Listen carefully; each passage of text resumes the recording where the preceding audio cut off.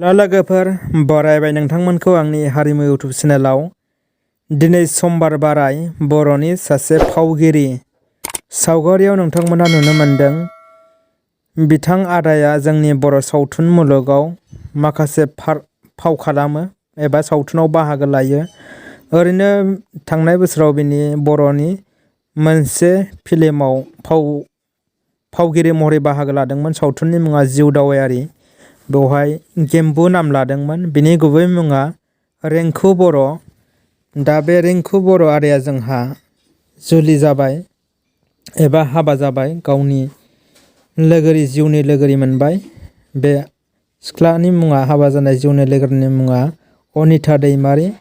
बिथां सानै आदा बाजैनिसिम गोथार जुलिनि गाहाम हामलायनायखौ हरबाय आरो बाजैनिसिम रोजा रोजा साबायखर थाबाय।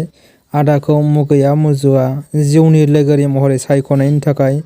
जोंनि जिउ, सुबुंनि जिउआ माब्ला मा समाव मा जालाङो आरो जोंनि बे थांनानै थानाय समाव जों रावबो बुंस' हाया। बे हिसाबै जोंनि अनलायनाय, मोजां मोनलायनाय आरो सैथो गोथार गोसोआनो जोंनि गुबै सिनायथि जानांगौ। बे हिसाबै जोंहा बाजैया जेबो सानासै, बेफोरखौ गासैखौ नेवसिनानै दा आदाजों हाबा जाबाय।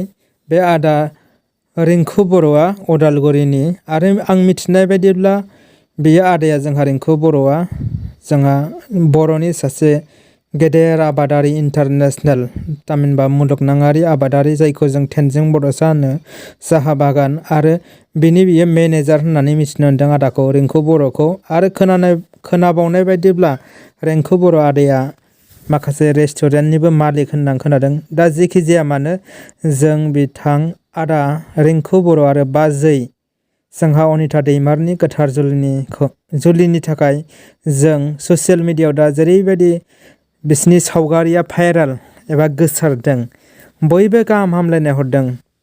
मानोना बिथांमोननि जुलिया मोनसे आलादा रोखोमनि, जेनेबा आदाया जोंहा रिंकु बर'आ एसे गाहाय थाखोनि, जेनेबा जों मानसिखौ मुगैनो हामा, अब्लाबो बिथांमोननि जुलिया एसे आलादा रोखोमनि जानायलाय बयबो गोजोननाय मोन्दों आरो कंग्रेचुलेसन्स थामहिनबा गोथार जुलिनि गाहाम हामलायनायखौ हरदों। बे हिसाबैनो आंनि बे हारिमु इउटुब चेनेलाव थानाय आंगो लोगोफोरनि जानानैबो आरो आंनि हारिमु इउटुब चेनेलनिफ्राय आदा रिंकु बर' आरो बाजै अनिता दैमारिनिसिम गोथार जुलिनि गाहाम हामलायनायखौ आंबो हरबाय आरो बेजों लोगोसे इसोरनिसिम आर'ज गाबोदि बिथांमोननि संसार जानायाव जेन दुखु दाहा बांद्राय फैया, नांलाय खमलाय सोमजिया, आलो गोजोनै रायजो जालांनो हायो। बेनि थाखाय आं गाहाम हामलायनाय आरो अबंलावरिसिम आर'ज गाबनाय थाबाय। गोजोन्थों लोगोफोर।